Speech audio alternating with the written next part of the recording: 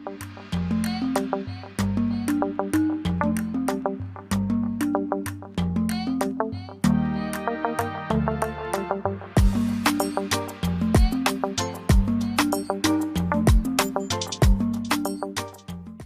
are so fortunate to have Heather Wright with us today because Heather's going to talk to us about the science of safety and why it matters as we look about attuning our bodies.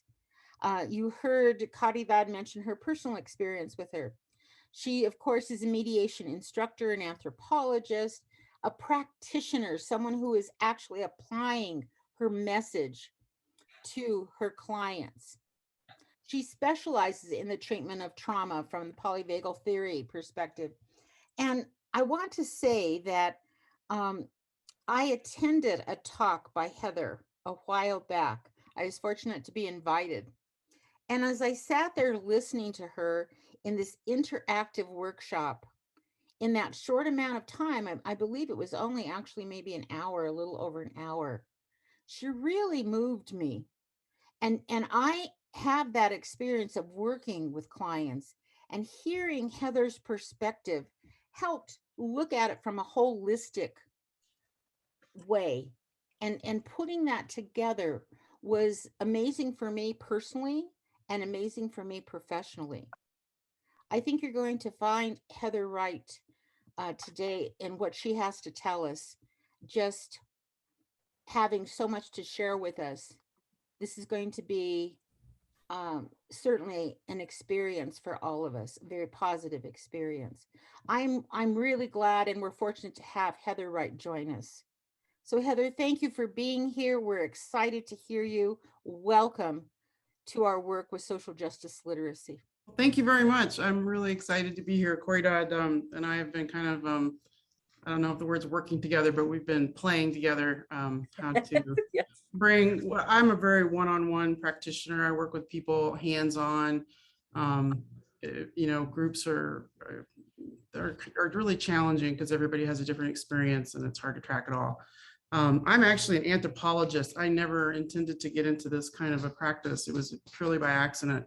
I was an archaeologist actually at the time, and was in a career-ending car accident. And I trained up with the people that helped heal me. And it's been a lifelong process, almost 25 years now, including Ana de Valle is probably the center of all that. My heart really goes out to all the practitioners that have really helped me. Caridad is doing something that I haven't seen really anybody else do, which is try to bring this sense of attunement and somatic sanity out into these traumatized communities that are waking up. I think voices are finally being heard. This time in history is really fascinating to me. So I'm curious to see where we end up. So I'd like to start with the concept of attunement. I understand that this community here is our teachers. I think Caridad said you're mostly junior high and high school teachers. So I just really wanted to thank you for your service. It's a really hard time to be a young person. And I think it's even a harder time to try to be a teacher, because I work with teachers one-on-one, and their systems are just shredded. It's such a hard situation. There's just no way you can hold a space really for classes that large.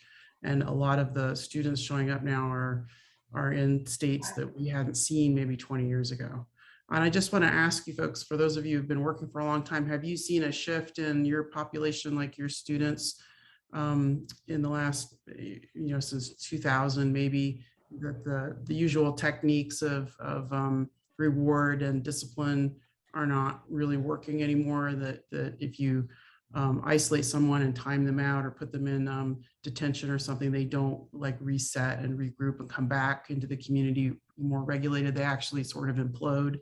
Or if you put pressure on them to modify their behavior in a classroom, if they're acting out, they'll just get more belligerent. If you can relate to that, I think we're at a point where the traditional ways of working with community, especially in schools, the nervous systems are different.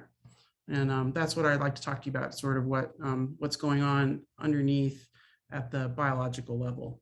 So if we could have the first slide, do I turn them or do you? There we go. So we'll do a little attunement exercise. So attunement is it's a word that's been around for a long time. It's used a lot in the New Age community. I'm using it here in a very different sense, as a biological felt sense, to coin the word, from Dan Siegel.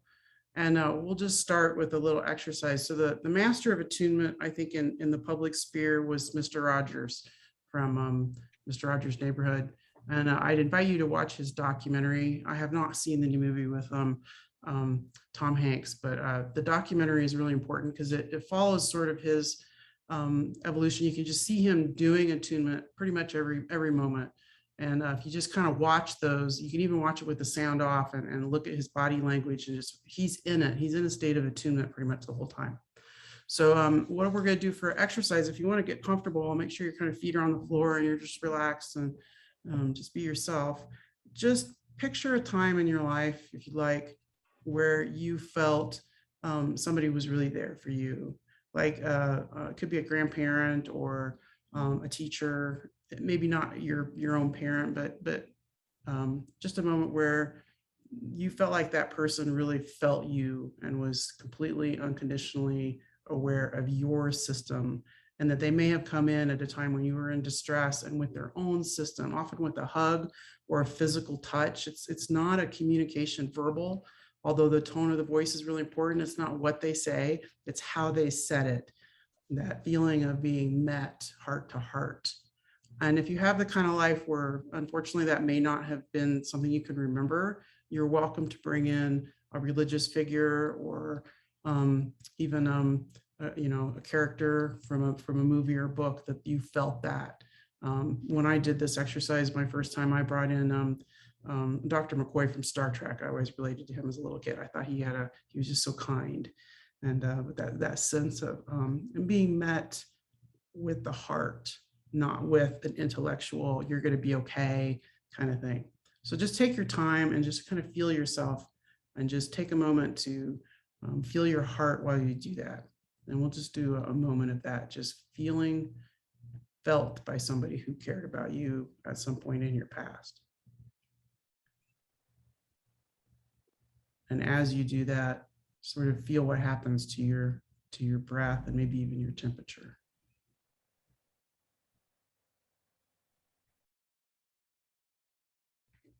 There you go. If we could have the next slide, please.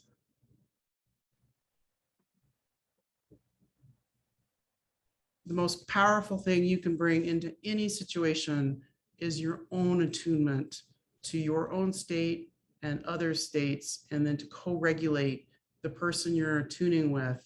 That's what you're really doing. If you're teaching, you probably know this. It's like when you're really meeting somebody, and it's hard to do it in a group, but maybe one-on-one. If you're really meeting somebody and shifting their perception and their sense of themselves, it's because you're really present. And that presence isn't like a concept or some skill. It's the ability to actually tolerate your own situation internally.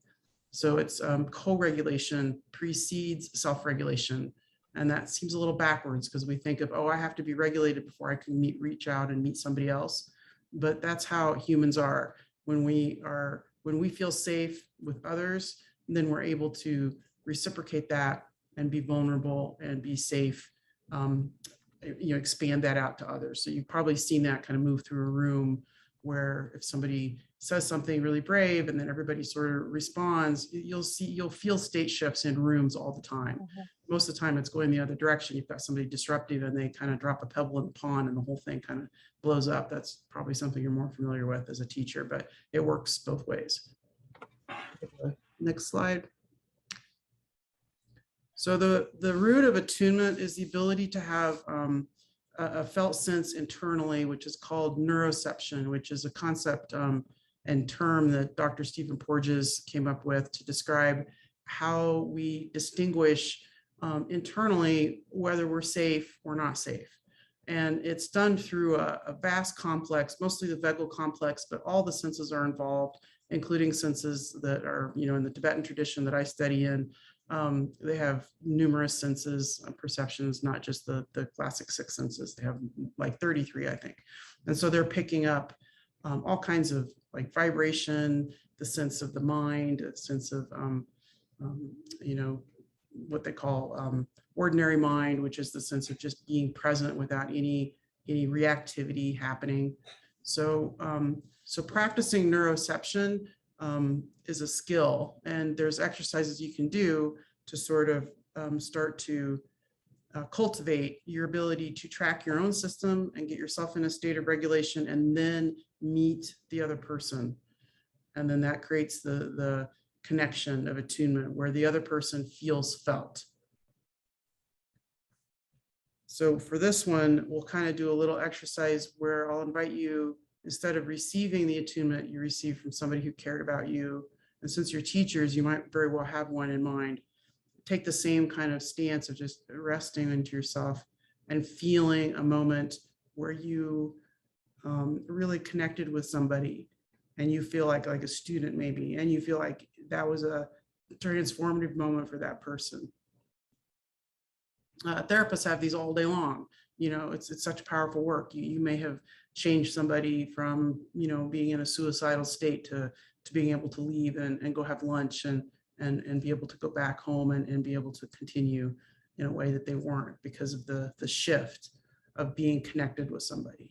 This is what we long for. This is what we're looking for all the time as humans. This is why we do drugs. This is why we, you know, do what we do, is because we don't feel that connection.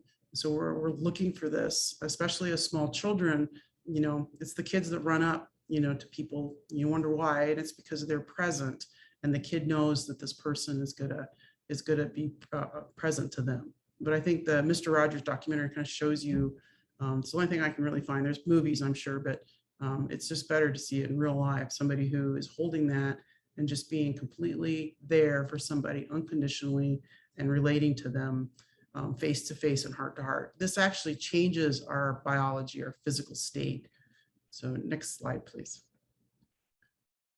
So this is the window of tolerance. This is a concept that came about also from Dr. Dan Siegel. And I apologize, the wording is a little blurry, but you can find this. Just look up window of tolerance on Amazon. You can get your own card. I hand these out to everybody.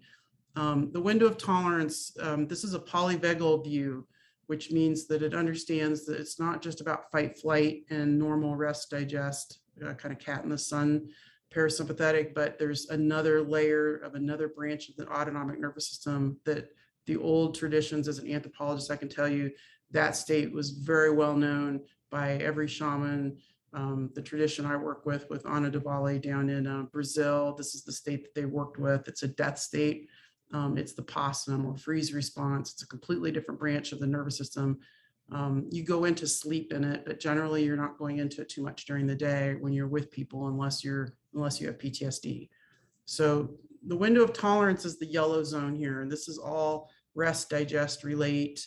If you're in that yellow zone, you're within your capacity. You can be present to other people, but you're also still maintaining your heart rate and your breath are synchronized. You're making hormones. Your gut is digesting. You feel good. You might be restful, but at the high end, you might be playing. You might be in a musical instrument, or you might be playing soccer. So at the pink there, the sympathetic, if you're within your range of tolerance, that's going to be excitement without fear. And that's what play is. So you might have a very high heart rate, but you're still regulated and you're still present and you're having fun.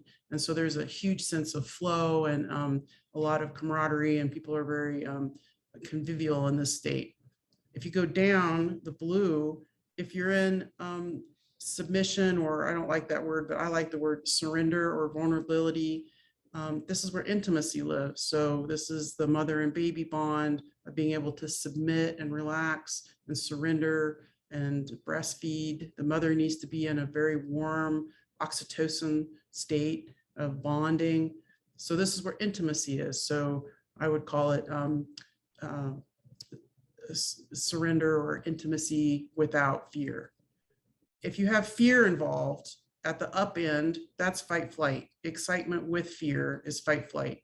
And at the bottom, it's more than fear, it's terror. You've already gone beyond fear, and now you're pretty sure your nervous system, your proprioception, and your neuroception has decided that you're in a life threat and you might die. That is surrender with terror. And it's a state that we will do anything actually as humans to avoid.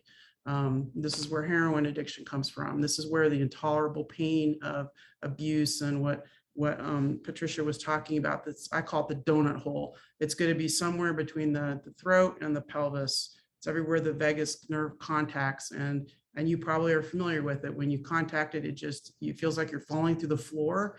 There's nobody there, nobody loves you. It's the moment of infant despair. It's the baby in the crib that cries itself into a state of complete shutdown because nobody came. As an anthropologist, I can tell you that's not how we are evolved. We are evolved to be in almost skin to skin contact with family members, large groups, maybe 150 people in a community. They're probably all related. And that baby is being held not just by the mother, but by the grandmother and the aunties. And, you know, historically and prehistorically, you had your children very young. Your grandmother might be the average age of the woman having a baby now in Boulder, you know, in her late 30s or 40s.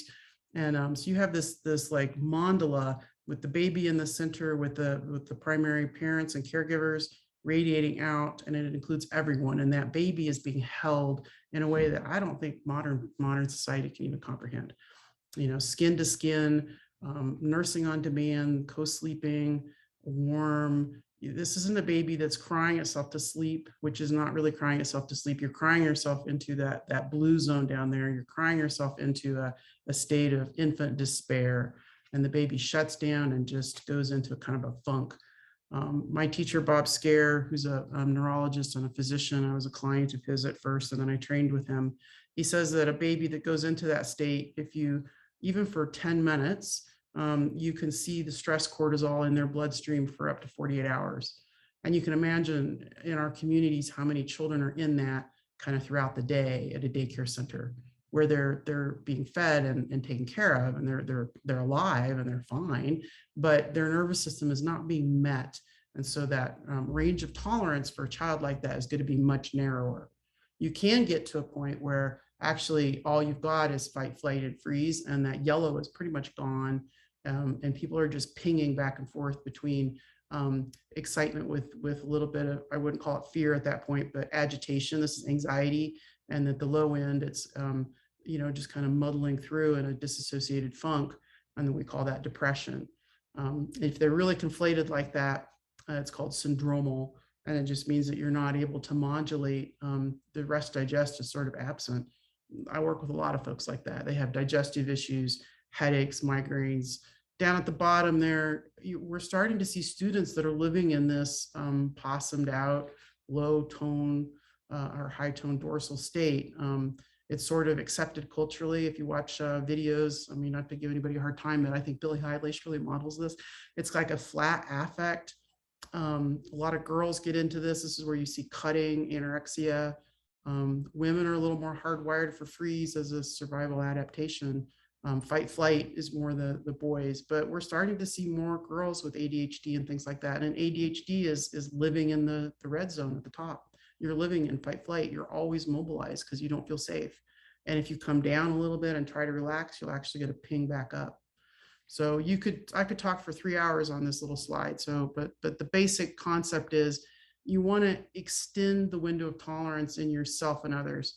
Like, how much excitement can a person have before they flip that circuit breaker and go into anxiety and terror, you know, kind of aggression, and how much relaxation can a person have before they start to feel a little bit anxious and feel like they need to do something. And you might know this yourself because most of my teachers they live a little bit at the high end of the parasympathetic, so they're go-getters. You know, we don't rest, we don't you know, like, you know, relaxation is a little bit not relaxing. We long for it, but when we actually get into it, there'll be sort of a discomfort that bubbles up. It's kind of like you take all the effort to get to the beach on this big vacation, and you get there, and after about 10 minutes on the beach, you're like, I need a drink, you know, I need to go do something. And then that's what a low window of tolerance feels like. It's just this buzz, a little bit wired and tired. So next slide, please. So safety is the key to everything. It's the bottom of the brainstem is safe, not safe. It's like a computer. You're either safe or you're not. And that determines all behavior. So one way to work with distressing situations with students or anybody really, or what we saw this last summer with the protests and things like that, is people don't feel safe. And if they don't feel safe, they're going to behave in a very predictable way. I have a kind of a view as a cultural person studying all this, that our culture really doesn't want people to feel safe a lot of times. Politically, there's sort of a cynical view that if people are not safe, they're going to go into a very predictable situation, and then they can be manipulated and their opinions can be swayed. So safety is, it's not a concept, it's a physical state actually.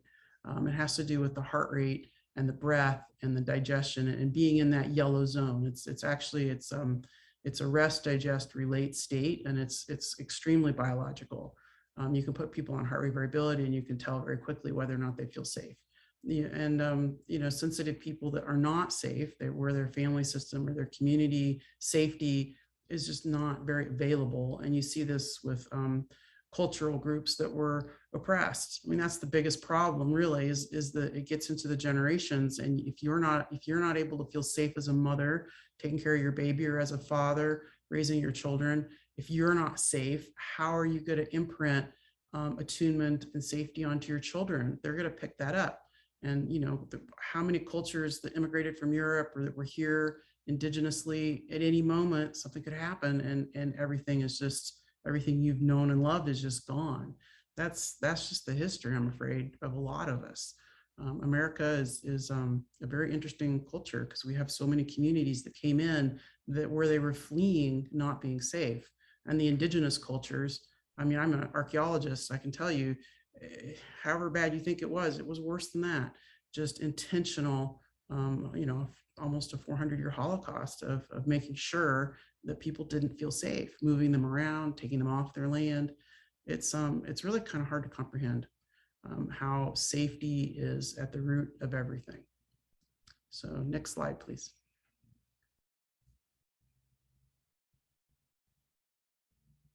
Can we do that next slide, Corridad? Can I do it? You're not seeing it? I'm still on safety. I need the nervous system ones. Okay, it's on in mine. I'm not It's sure. not on mine. Okay. You come back.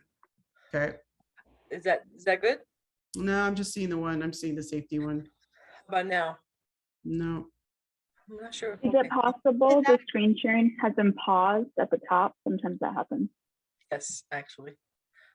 And I'm wondering if your video needs to be on, Caridad. Hold on. I'm just gonna come back. Video shouldn't need to be on.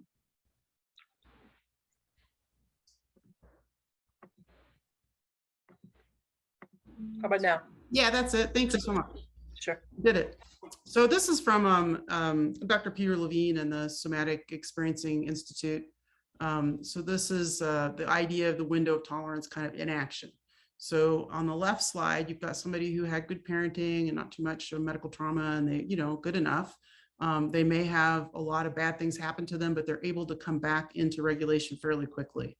The military has been asking for thousands of years, how come you send two people into the same war zone, one gets PTSD and one doesn't? And the answer is because the one who doesn't get PTSD has a fairly regulated nervous system. They can handle a lot of stress and they can come back to baseline. So the sympathetic, like let's say you have to go to work or you're in a mild fender bender, you go into sympathetic and you might get activated, but you come back and you come back and resettle. And in general, mostly throughout the day, you're in a relational parasympathetic state where you're able to attune really easily. People like this, they're fun to be around. They just don't, they're chill and they have fun. There's just a humor. There's a lot of creativity accessible here. You can access your prefrontal cortex. You can learn, you can integrate things. I think, even prior to 1950, most people were kind of like this. There's a lot of historical reasons why we have a different system now. And then on the right, this is from Peter Levine. So this is the work of the somatic experiencing, which I do, which is helping people return to regulation by metabolizing these stuck states. So if you go back to that, visualizing that window of tolerance that we had, this is the red is on the top. So you're stuck on. This is the fight flight person. These are my EMTs and my firefighters and a lot of my school teachers. And These people are on the go and they're very successful and they move. And then when they come home, they're tired and they come down, but that line, that window of tolerance is thin. And so they go right down into kind of a funky, maybe sort of, irritated little state, and they'll be tired. It's a type of fatigue that is, you might be familiar with it. You just feel like you can't hardly even breathe. You're so tired. It's a down state. And then you might ping back up, to cook dinner or something. But if you do that enough and that window is really thin, now you're talking about sort of the bipolar pattern where the system is never really in regulation. It's pinging all the time between fight flight activation and freeze disassociative shutdown. And fight flight, by the way, is also very disassociated. We also often think that, disassociation is just kind of at the bottom end, where people are kind of out of it and they don't, you have to call them 3 times before they sort of wake up and notice you. But the up is also very disassociated. And a lot of us live at the low end of the fight flight in a zone that we create that's sort of, it's called a faux threshold. The real rest digest is so unavailable to us because of our early attachment that we kind of create our own little faux threshold. A lot of us live there, and it's kind of a buzzy, not quite fight flight, but a very busy sort of speedy little zone where we're just always kind of moving and thinking. And we did that as a small child because if we drop down too much, you start to feel stuff and then you'll ping back up so that you don't suffer. So these are all strategies. The undischarged traumatic stress pattern is a not unintelligent way to try to live in a way that you can still mobilize, you can still be in community and do stuff, you can get through grad school, but you're not suffering, you're not actually feeling yourself. And so you're not, when someone tries to attune with you, it's going to be hard for you to meet them. Or if you were trying to attune with someone, they're not going to feel met. They're going to kind of feel your pressure, your disassociation, because your heart and breath are not synchronized. There's always going to be symptoms with that undischarged traumatic stress physiology pattern.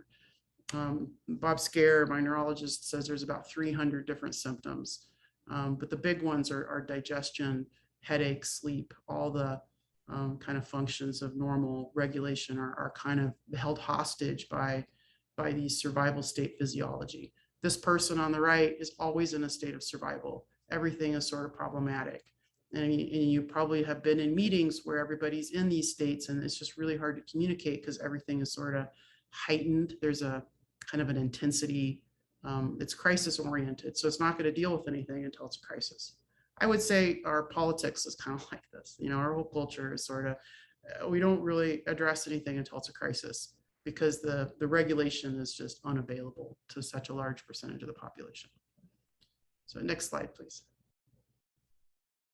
So here's our student who, you've got folks that prehistorically, and I would say up until, our culture really changed from farming community where people were kind of held in a intergenerational network. I mean, in 1930, I would say 90% of the population was still on farms in the US. And most people weren't just raised by their parents, they were raised by their church and their community. There was just kids would just run around. And even in my generation, you would just be gone and you'd be home from school and then you'd go run around in the woods and do whatever you wanted until the lights came on the night and you go home and have dinner. So there was a freedom of movement and relationship in the community that is sort of rare now. So you have a lot of folks that connection is actually distressing for them. It's sort of being labeled now on the autism spectrum, but the people I train with really feel like the autism epidemic is related to this. That's not the only thing that's going on. There's probably a genetic component, but it's pre and perinatal stress and the inability to make connection because those imprinting of how you attune wasn't really laid down for various reasons. So this is a cat. It's a kind of a famous photo of a series of cats that the father of this cat actually helped the mother deliver the kittens. And this one in particular, he's a little bit big, and I think he had a little pre and perinatal trauma. But every photo of him, he just looks a little bit off and not really awake. But for a lot of folks, when you meet them, there's going to be a withdrawal because it's actually very painful to be connected with if if your system is in that low state. It's almost excruciating.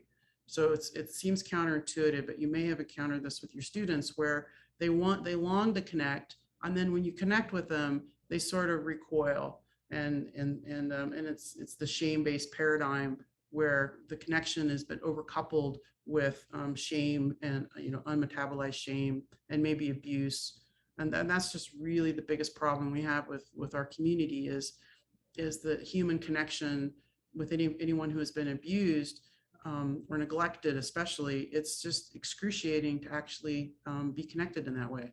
So I think that's important to kind of know that that's not they're not, I forget what the term is in psychology, but learned helplessness and belligerent disorder and things like that. These behaviors of trying to defend yourself from genuine connection, they're not concepts or intentional behaviors that you come up with. It's just a survival response to not get hurt again.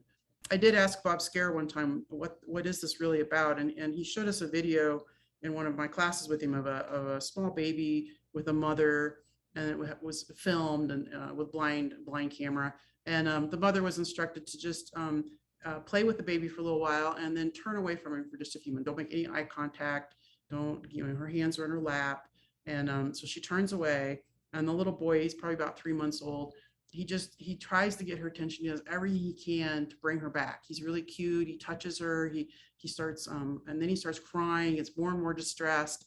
And she's just really determined not to look at him. And eventually he gets so distressed that he starts to go into that blue zone that we saw. He's actually starting to shut down because his system gets so overwhelmed that it flips down into that, you can't go fight, flight very much as a baby. They don't have that much capacity. So they go into freeze really quick. So he knows that he can't cry too long or he'll get exhausted and dehydrated, and that will threaten his survival. So he goes down into that lower state of disassociation, and he actually turns away from her to avoid being overwhelmed. And he just goes into this little funk. It's really heartbreaking because his face is flat and he's in a little bit of despair, and he's just quietly, he looks calm, but you can tell he's actually quite bereft. And then the instruction is for the mother to come back to him. And you would think that he would rise up and be all over her, right? And no, he actually turns further away and really shuts down. He's very aware of her, kind of like looking out of the corner of his eye, but he's turning away from her even more. And I asked Bob why, and he said because it's so expensive for him to come up out of that state and meet her. If she's not really going to be there, if he goes into that state over and over again, that low heart rate state, it's actually a threat to his heart and to his actual survival, because it's such a big physiological shock to his system. So I think understanding that is helpful to understand what a lot of these poor folks that you're working with have been through, where their parents, for a lot of reasons, no one to blame really, can't meet that baby. And so it went into that state. Maybe in a daycare center, it might be in that state all day, except maybe at mealtime. And so that inability for the baby to move smoothly between attunement and misattunement is the problem. That's why attachment, and it's finally happening in America, that attachment is getting the recognition it deserves as what we need to be focusing on pretty much for everything. It's the root of everything. And so as a teacher, it's like, how do you repair that attachment in somebody like this cat that it can't receive, that hugging actually makes them cringe? And the answer is, you need to be in a state of attunement that allows them to kind of let themselves come in and rest in your system, when they're ready. And you're just always available. Like, you just keep putting that platter out every time. And eventually they learn to kind of rest in that more and more. It's sort of like horse whispering, but with people whispering, where you're just providing that space in your own system. It's like, I'm always here. Whenever you need me, I'm in this state of regulation and attunement, and I will meet you and eventually they'll come around, because we have to have that actually to survive as a species, and as an individual. We need to be in relation with others, with self and others. It affects our heart and our physiology. But you're probably familiar with this, where you have a connection with somebody and it feels like it's going well, and then they might actually pull away because they're getting overwhelmed by intimacy. I think that's kind of a new problem. as humans. But we're definitely seeing it in the post 2000. I would say it started happening, I think, around the late 90s. And I think the smartphones have a lot to do with it, but just the technology and the medicated deliveries on just the general stress of the American family situation. So next slide, please. So before we go, I'd like to offer you some exercises, how to actually do this, how to actually attune. I'll give you a little bit of information about the heart rate variability and modulation. I don't want to go into it too much. It's kind of a rich topic, but I think just knowing a little bit about what we're talking about is helpful. And then the concept of somatic anchors, which is how I get through the day, because I work with a lot of pretty intense cases, and I don't get tired. I actually enjoy it. And it's because I have places I can go in my own system. So I'm not running my day. I'm not running somebody's unimaginable trauma through my own nervous system.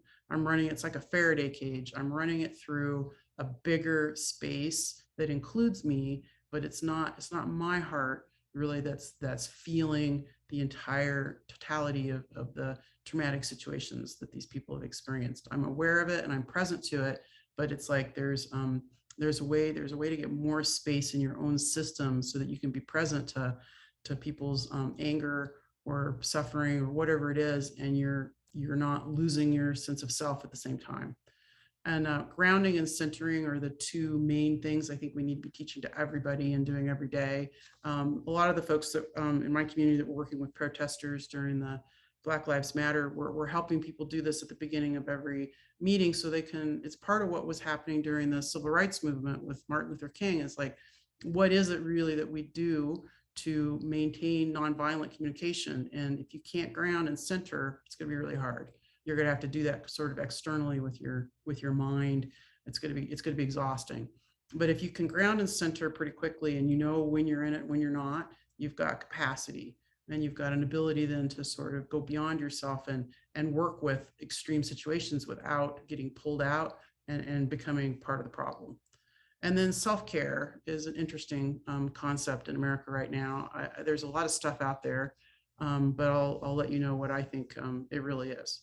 So tolerating sensations is the key to everything. So safety, not safe, that's as the brainstem perceives that through sensation. So one practice you can do is just feeling your shape of your body like it was a cookie cutout, just finding the edge of your skin. And while you sit here, just kind of notice how it feels to feel your clothing on the inside of your shirt, like your shoulders, just tracking sensations. It doesn't matter which one it is. Anytime you bring awareness to a sensation in the body, it's going to calm down the brainstem, especially the amygdala. And if you can't find one, sometimes just squeezing your ring finger with your hand, that's why people wring their hands when they have anxiety, is it actually calms down the heart rate. So tolerating sensations, there's if you're interested, I can give you more information on the practices. I spelled it wrong. I'm not a mediation expert. I'm a meditation expert. So meditation, there's thousands of meditations, 180,000 to be exact, I guess, according to the Buddha. And but the most powerful ones are sensation-based. In fact, all of it's sensation-based. It's just when it got translated here, it got turned into the breathing thing.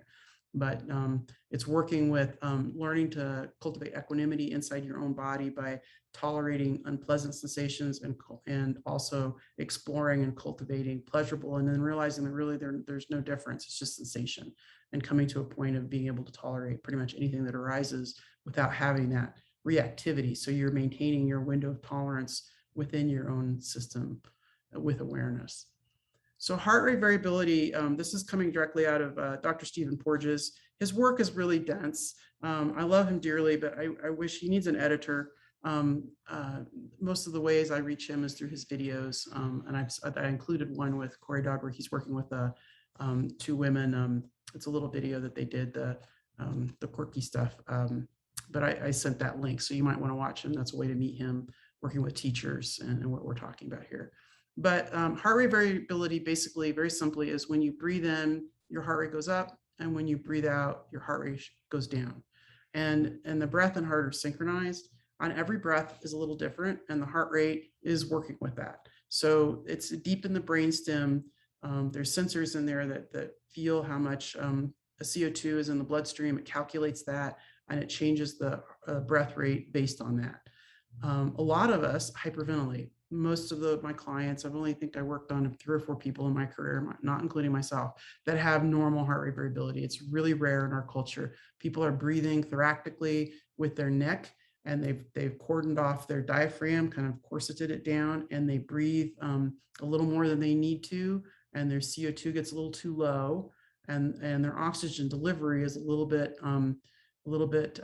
low. So that is the physical mechanization of disassociation. You kind of strangle yourself down a little bit so you don't suffer, you don't feel as much. Little kids start doing this. I think Peter Levine says it probably starts in utero, actually, with a stressed mother and high cortisol. And by the time the baby's 3 months old or so, it's learned how to do this so that it can handle the mother not being there and still stay enough that it can eat. Instead of turning away, it just disassociates. It breathes a little bit too much and it goes down. And so the digestion is going to be really affected by this. And you can imagine those 3-month-old moments where the mother's in a hurry, or the caregiver's in a hurry, or the babysitter, whoever it is trying to feed that baby. And the baby is not, there's no attunement, and the baby's, getting fussy and trying to, have some agency, and they override that and try to get the food in. And you have these little battles, which should be a wonderful, attuned, digestive, rest, digest, relational bonding moment, and instead feeding becomes, a distressing situation. So that is really the root of these dysregulated heart rate systems. Most of my colleagues and myself, none of us have really good heart rate variability. It's just comes with the territory. But that's what we're looking for is can the heart and breath be synchronized and be in that window of tolerance.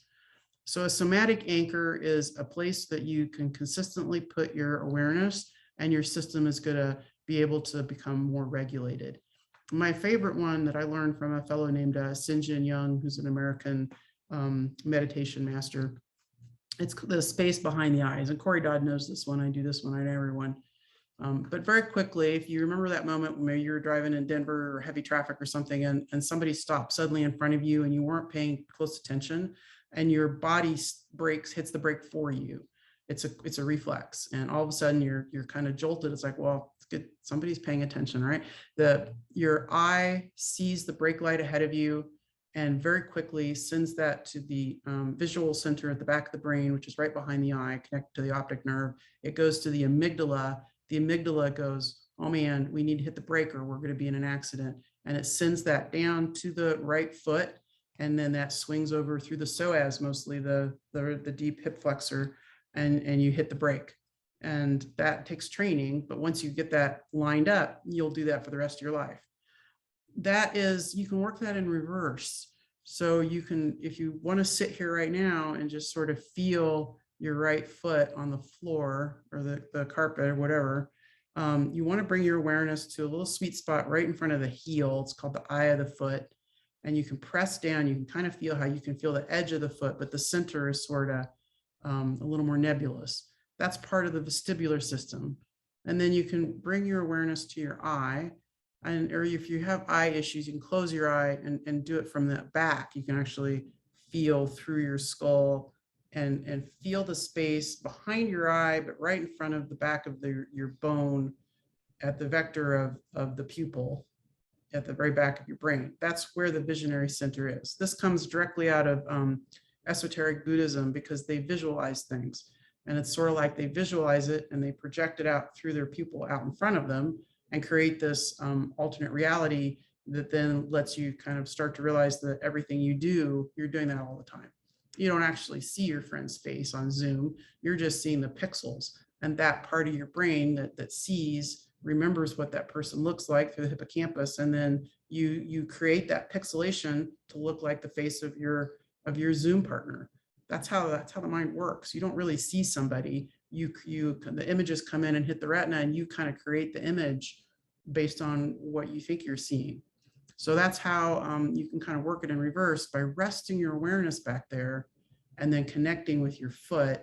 If you're lucky, I kind of help people do it on the table by connecting their foot back up to the back of their eye. But if you're ever feeling really completely, it's a good practice to do. You can rest back there and go in it and then your system, it calms down your amygdala. So it's like the brake light moment, but in reverse. You're communicating with your amygdala the same way the brake light does, but now instead of I need to hit the brake and save us, it's like, oh, I'm actually safe in this moment.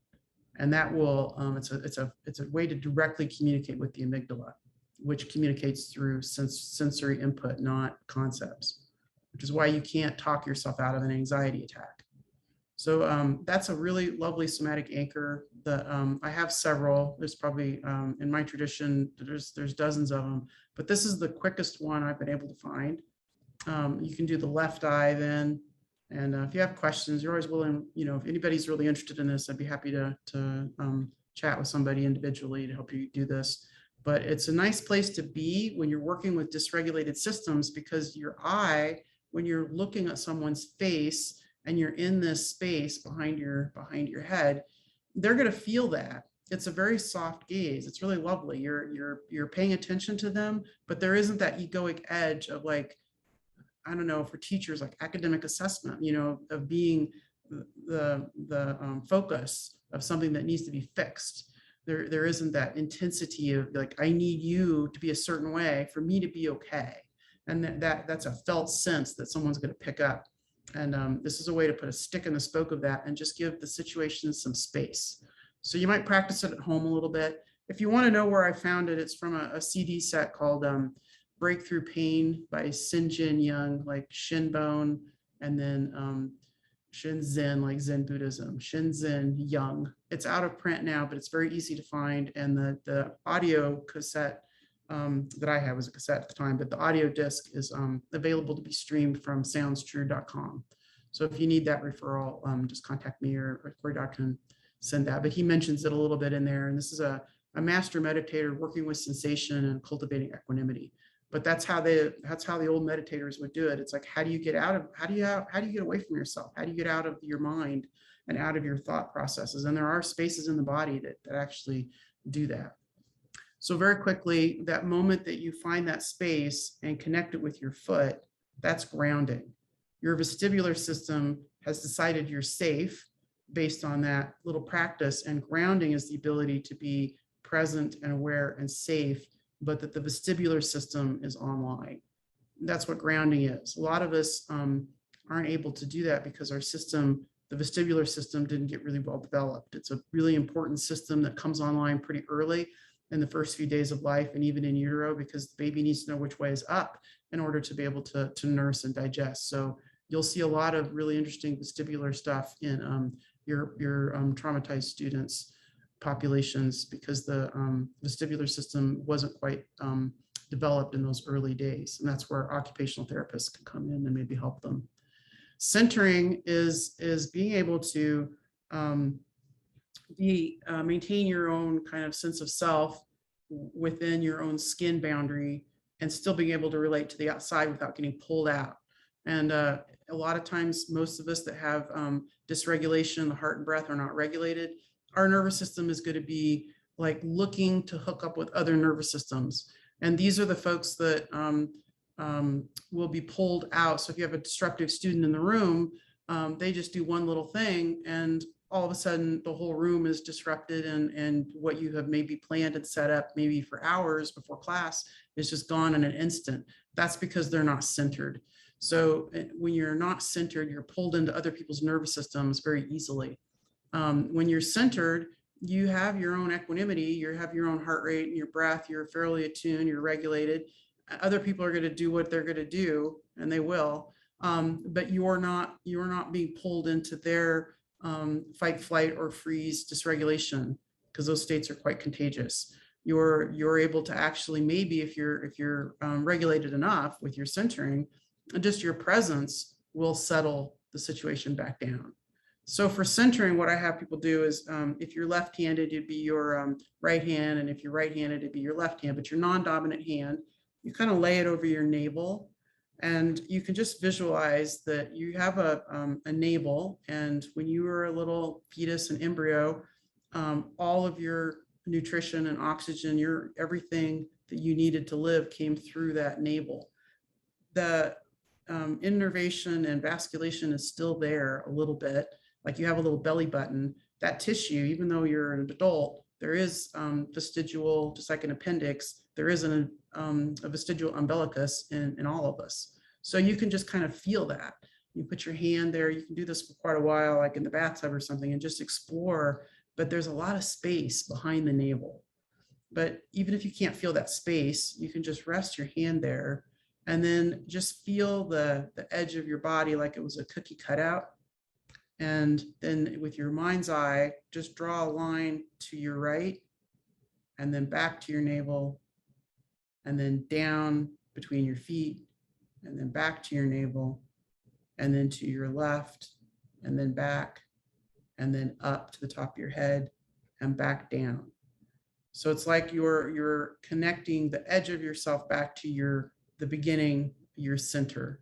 The umbilicus and the attachment of the zygote, the little fertilized egg, to the wall of the mother's womb. That's the moment of you're going to be okay, you're going to make it. It connects, and that connection stays with us for the rest of our life.